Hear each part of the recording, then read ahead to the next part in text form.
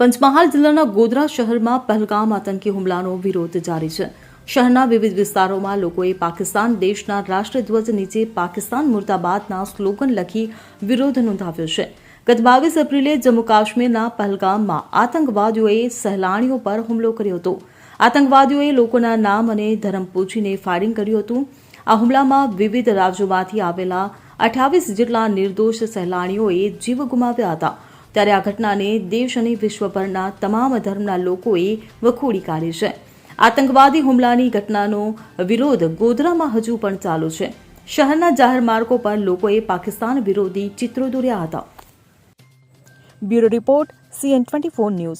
હવે જુઓ દેશ દુનિયાની તમામ ખબરો તમારી આંગળીના ટેરવે.